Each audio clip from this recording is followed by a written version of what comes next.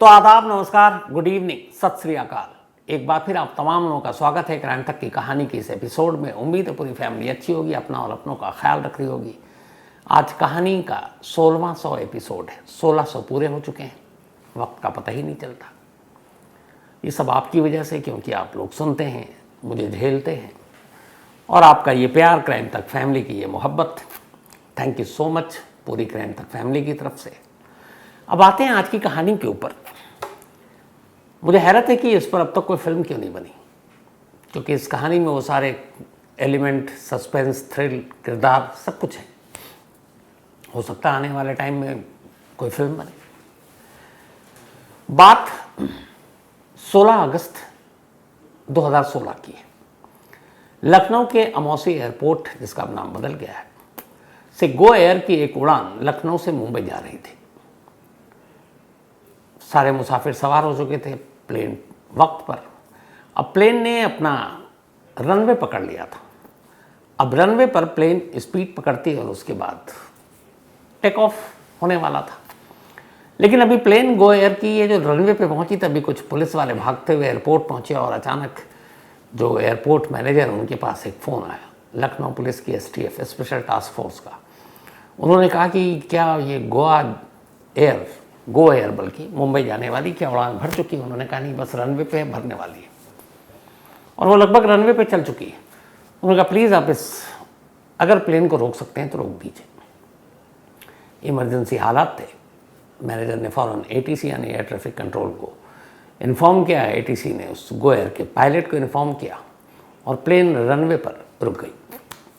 जैसे ही रनवे पर रुकी, इसके बाद कुछ पुलिस वाले फ़ौरन भागे। वहाँ पे STF की टीम प्लेन के अंदर दाखिल हुए और उनमें से 2 मुसाफिरों को अपने साथ लेकर नीचे आए और फिर थैंक यू कहा एयरपोर्ट स्टाफ को, और फिर कहा कि अब इस गो एयर को आप मुंबई जाने दीजिए। अब जो 2 लोग नीचे लाए गए थे, उनमें से एक का नाम था इमरान और एक का नाम था जितेश। इन दोनों से फिर STF ने लगातार पूछताछ की, और जो पूछताछ की तो फिर किडनैपिंग की एक ऐसी कहानी आई सामने, जिसमें इस किडनैपिंग में शामिल हर शख्स अपने अपने फ़ायदे के लिए अपने अपने हिसाब से एक साजिश बुन रहा था, एक दूसरे के खिलाफ। 4 लोग एक किडनैपिंग को अंजाम देते हैं और चारों उसी किडनैपिंग के दौरान साजिश भी बुन रहे हैं एक दूसरे के खिलाफ। जब STF को ये पूरी कहानी पता चली तो फिर सारी चीज़ें सामने आई। लेकिन उससे पहले कि आगे ये बताऊं, सवाल ये है कि STF ने एयरपोर्ट पर क्यों फ़ोन किया और गो एयर को अचानक रोकने की नौबत क्यों आई? पहले ही क्यों नहीं इमरान और जितेश को पकड़ा गया? तो उसकी वजह थी। हुआ क्या था कि पुलिस ने आमतौर पर लोगों को मोबाइल और उसके लोकेशन से पकड़ती है। एक बैंक के अकाउंट पर अपनी नज़र रखी हुई थी, एक ख़ास बैंक और बैंक का अकाउंट, कि इसमें से कब पैसे निकलते हैं, क्या कोई ATM से इस बैंक से अकाउंट से पैसे निकालता है। और पुलिस वालों ने बैंक को भी बता रखा और उस ट्रांजैक्शन पर उनके ऊपर पूरी नज़र थी। अचानक एक मैसेज आता है बैंक के मुलाजिम के पास कि अभी अभी इसमें से कुछ पैसे निकाले गए। वो फ़ौरन STF को खबर करता है। STF वाले पूछते हैं कि ये विड्रॉल कहाँ से हुआ है। वो बताते हैं कि लखनऊ एयरपोर्ट से हुआ है, और अभी कुछ देर पहले। अब जैसे ये पता चलता है तो पुलिस पता करती है कि इस वक्त लखनऊ एयरपोर्ट से कौन कौन सी प्लेन कहाँ जा रही है। तो पता चला कि बस एक मुंबई के लिए है और इसके बाद 2-2.5 घंटे बाद है दूसरी फ्लाइट अलग डेस्टिनेशन के लिए। तो फिर पुलिस पहुंचती है और इन 2 लोगों को उठाती है। अब इमरान और जितेश, इनका जुर्म क्या था? तो पूरी कहानी शुरू होती है कुछ महीने पहले से। 4 दोस्त थे, एक का नाम इमरान, एक का नाम जितेश, एक का नाम नीतू और एक का नाम संदीप। चारों अलग अलग, लेकिन इनमें से कॉमन एक चीज़ थी कि 3 इनमें से प्रयागराज यानी कि कल के इलाहाबाद के रहने वाले थे। जो इमरान था, बॉडी बिल्डर टाइप था, फिल्मों में काम करना उसका सपना था, और इसी सपने को पूरा करने के लिए वो मुंबई गया। वहाँ काम तो मिला नहीं, वो एक सिक्योरिटी एजेंसी के साथ बाउंसर बन गया ताकि बड़े बड़े स्टार के करीब हो, कोई डायरेक्टर की नज़र पड़े तो फिल्म बन जाए।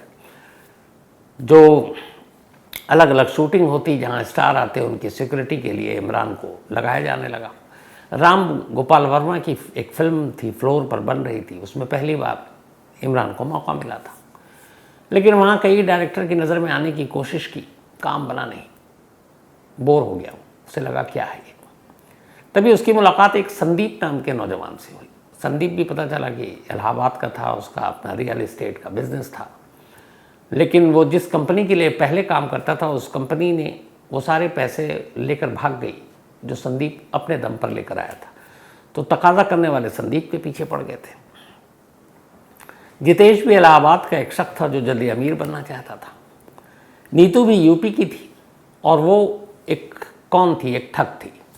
वो बहुत सारे लोगों के पास जाती और कह रही कि मैं विमेन कमीशन से हूँ, महिला आयोग से, और अलग अलग जो घरेलू डोमेस्टिक प्रॉब्लम होती है उसमें जाकर वो कि मुझे पता चला, अब वो ये पता कर लेती थी किसने पति पत्नी के बीच झगड़ा चल रहा है, डिवोर्स का मामला है, तो काउंसलिंग के नाम पे जाती और लोगों से पैसे भी वसूलती। अब नीतू ऐसी एक बार बस से आ रही थी और रास्ते में इमरान और जितेश और संदीप बैठे हुए थे। नीतू से मुलाकात हुई, संदीप की नीतू से दोस्ती हो गई। अब इन्हें लगा कि हम लोग अगर कुछ क्राइम करते हैं तो एक फीमेल होगी साथ में तो काम अच्छा हो जाएगा। इसके बाद अब नीतू को भी गैंग में शामिल किया।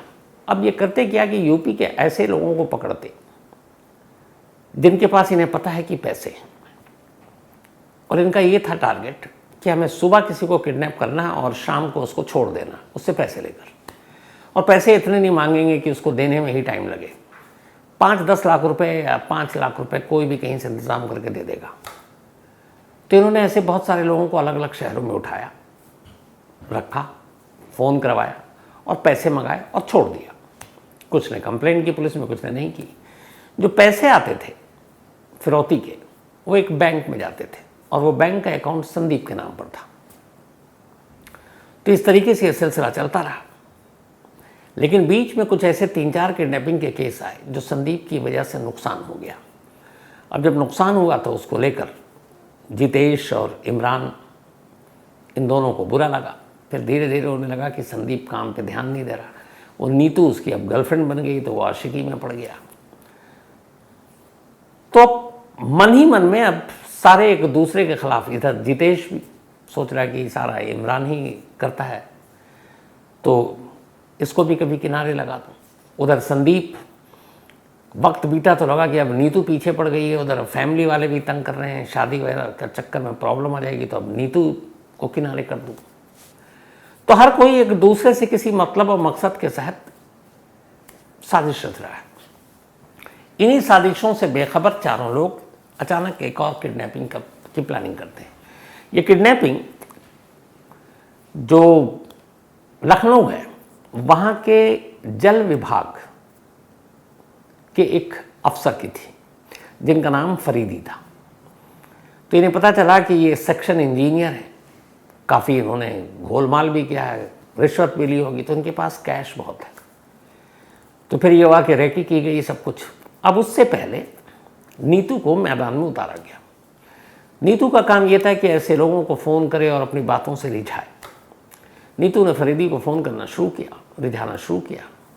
अब धीरे धीरे दोस्ती हो गई। उसके बाद प्लान के तहत अगस्त 2016 में एक रोज़ नीतू ने कहा कि मैं लखनऊ में हूँ और इस वक्त हज़रतगंज में हूँ, एक रेस्टोरेंट है वहाँ हूँ, तो आ जाइए साथ डिनर करते हैं। फरीदी साहब भी पिघल गए, पहुँच गए रेस्टोरेंट। वहाँ गए तो देखा नीतू के साथ 3 और लोग हैं, इमरान, जितेश और संदीप। पर उन्हें लगा दोस्त है। बाद में सबने खाना वाना खाया, उसके बाद उन्होंने कहा चलिए आपको ड्रॉप कर लेते हैं, और संदीप की स्कॉर्पियो थी, उसमें उन्होंने बैठा लिया। बिठाने के बाद फिर हथियार के बलबूते पर कहा चुपचाप चलो तुम किडनैप हो गए, और उसको लेकर इलाहाबाद पहुंच गए। इलाहाबाद में इमरान के अपने कुछ और गुर्गे थे, उसके घर में ले जाकर फरीदी को बंद कर दिया। अब फरीदी से कहा 2 करोड़ रुपए दो तो तुम्हें छोड़ देंगे। फरीदी ने कहा भैया मेरे पास इतने पैसे हैं ही नहीं, मैं तो एक क्लर्क हूँ जल विभाग में, आपको गलतफहमी हुई। उन्होंने कहा नहीं तुम सेक्शन इंजीनियर हो। बोला नहीं। और यही एक गलती थी जिसकी वजह से बहुत सारी चीज़ें हो गई। अब जब इन्होंने पता किया, फरीदी ने कहा आप किसी से पूछ लो मेरे डिपार्टमेंट में। उसने फ़ोन भी मिलाया तो इन्हें एहसास हुआ कि हाँ यार ये गलत इन्फॉर्मेशन थी, गलत आदमी को उठा लिया। अब यहाँ पे फिर इन्हें गुस्सा आया, संदीप पे और नीतू पे भी। कि इन्होंने गलत दिया, नीतू ने बताया सेक्शन इंजीनियर है, जबकि ये तो बाबू निकला, क्लर्क निकला। लेकिन अब हाथ आ गया, चेहरा देख लिया, छोड़ूं कैसे? तो उन्होंने कहा देखो आ तो गया, छोड़ूंगा नहीं, तुम अब काम करो, 10 लाख रुपए दे दो तो छोड़ दूंगा। उन्होंने कहा 10 लाख भी बड़ी रकम है। किसी तरह फरीदी ने अपने एक दोस्त को फ़ोन किया और कहा भाई 10 लाख दे दो, छोड़ देगा। 10 लाख का इंतज़ाम हो गया तो कहा गया कहाँ डालूं? तो संदीप का अकाउंट नंबर दिया गया। संदीप के बैंक में वो 10 लाख रुपए पहुंच गए। जब 10 लाख पहुंच गए तो अब कायदे से ये था, जो गैंग के बाकी मेंबर थे, संदीप और ख़ासतौर पर नीतू, ये चाहते थे कि अब फरीदी को मार दो, इसलिए कि वो विटनेस बन चुका है और वो कल को पुलिस में जा सकता है। इस किडनैपिंग से ठीक पहले चारों बैठकर अलग अलग बात कर रहे हैं, दो दो, कभी संदीप और इमरान है, कभी संदीप और जितेश है, कभी जितेश और नीतू है, कभी नीतू और इमरान है, और ये सब बात कर रहे हैं। और ये था कि ये 2 करोड़ तो आ जाएंगे, हालांकि वो गलत जानकारी निकली। लेकिन इसी बातचीत के दौरान संदीप ने इमरान से कहा कि यार इसमें फरीदी को तो मारना ही है, लेकिन अब नीतू मेरे लिए बोझ बन गई है, मेरी फैमिली तक को खबर पहुंच गई है, अब ये इश्क विश्क शादी वादी तो करूँगा नहीं, तो ये इसको रास्ते से हटाना है। तो एक काम करते हैं, फरीदी के साथ साथ तुम नीतू को भी ठिकाने लगा दो। सोचिए 4 लोग किडनैपिंग कर रहे हैं एक शख्स का, और गैंग के ही लोग आपस में एक दूसरे को मारने की भी प्लानिंग कर रहे हैं। तो संदीप ने कहा उसको मार दो, इमरान ने कहा ठीक। अब संदीप के बाद नीतू इमरान के पास आती है, कहती है कि चूँकि मैंने फरीदी से फ़ोन पे बात की है इश्क मोहब्बत की फांसने के लिए ताकि यहाँ तक आ सके, और अब कल को ये मुझे तो अच्छे से जानता है क्योंकि मैंने इसको बड़ी लंबी लंबी फ़ोन पे इससे बात करती थी रोमांटिक, तो मैं फंस जाऊंगी। तो एक काम करना है, इस बार पैसे लेकर, क्योंकि इन्होंने पहले पैसे लेकर छोड़ देते थे, तो उनका पैसे लेने के बाद फरीदी को ज़रूर मार देना, वरना मैं मुश्किल में आ जाऊंगी। इमरान ने कहा ठीक। अब जितेश आता है इमरान के पास, और इमरान और जितेश बात कर रहे हैं।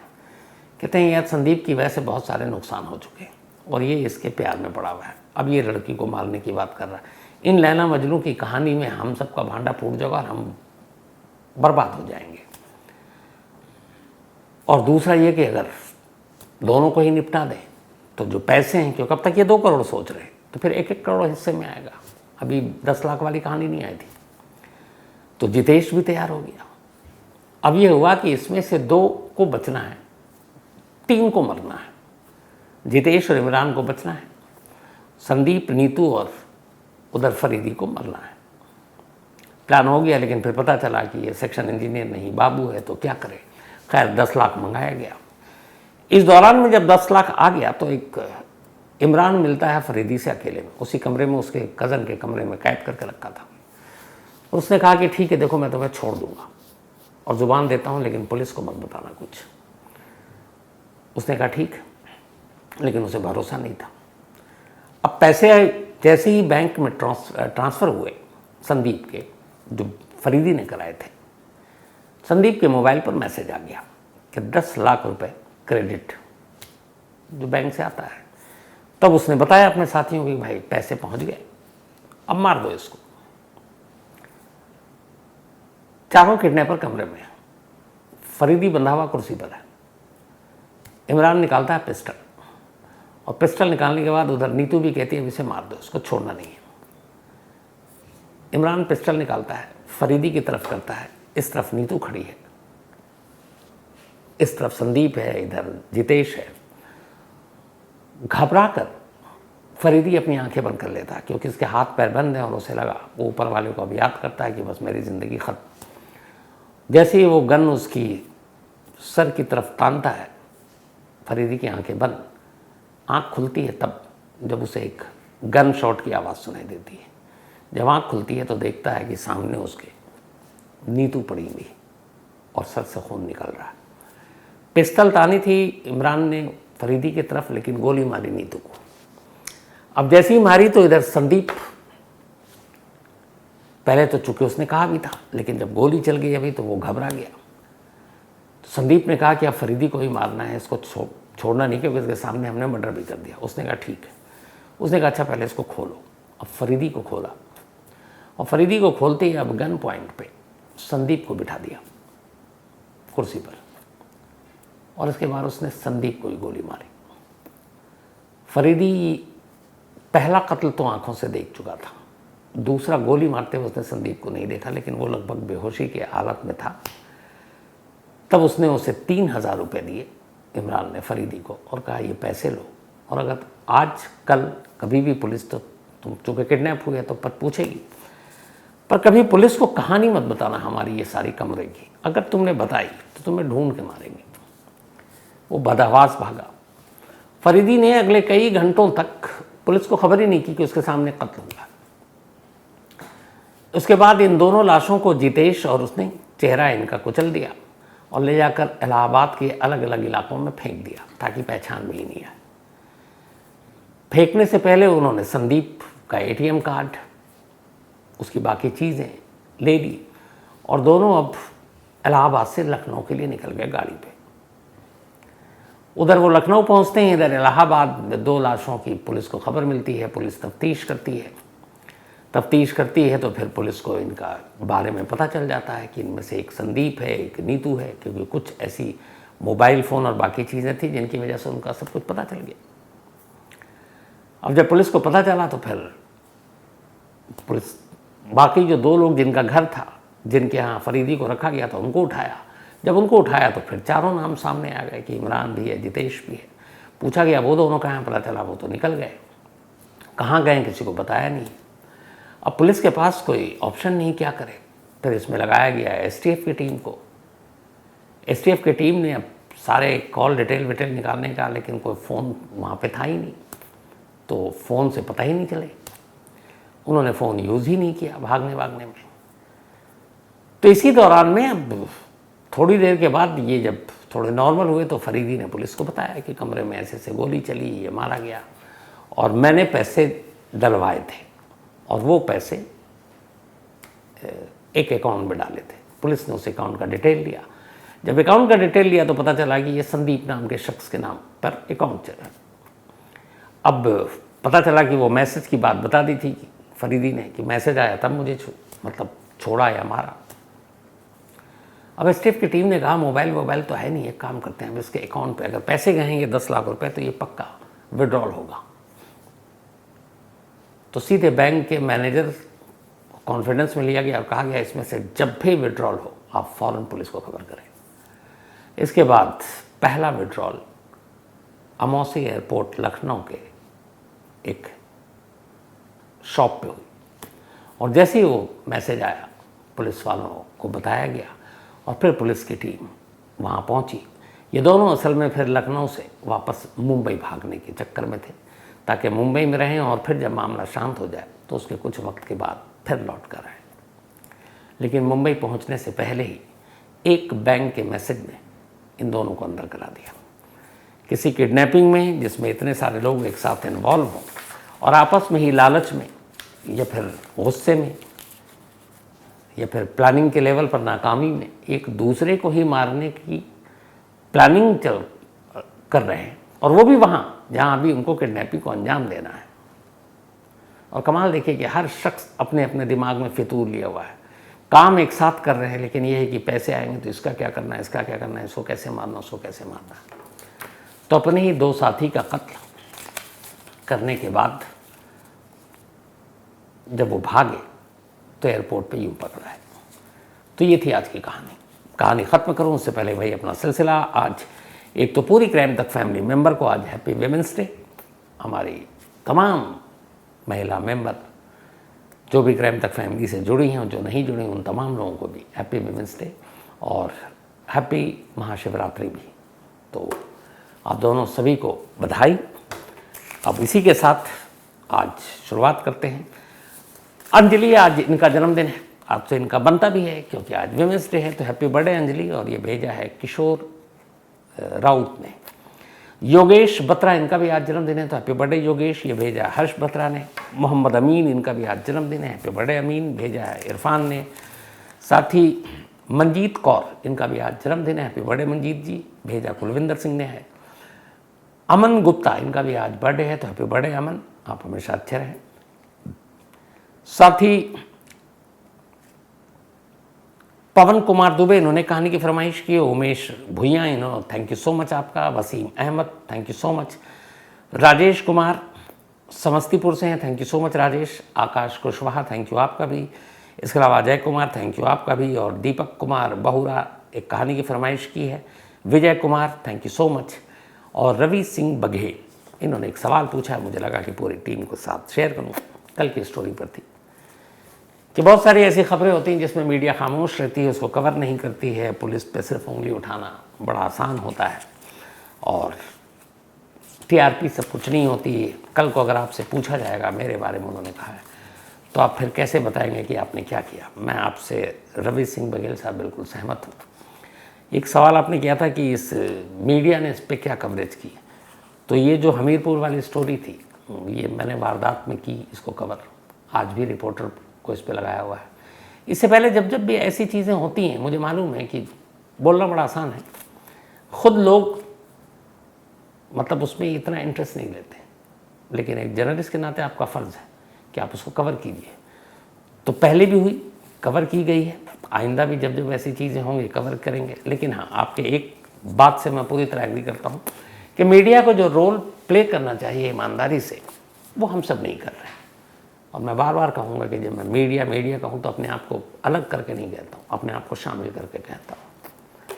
तो आपकी बात से एग्री हूँ। अच्छा है आप जैसे लोग जागरूक, कम से कम हम जैसे लोग जो शायद भटक रहे हों, ऐसे मेल, ऐसे आप लोगों की बातें सुनकर फिर से ये हो कि नहीं, जो गलत है वो गलत है, ये काम करने हैं और यही काम करो। तो हमेशा ऐसे ही रास्ता दिखाते रहिए। शुक्रिया आपका। तो कहानी में आज इतना ही। अब आपसे मुलाकात होगी कल रात 9 बजे किसी नई कहानी के साथ। तब तक अपना और अपनों का ख्याल रखिएगा। Thank you very much.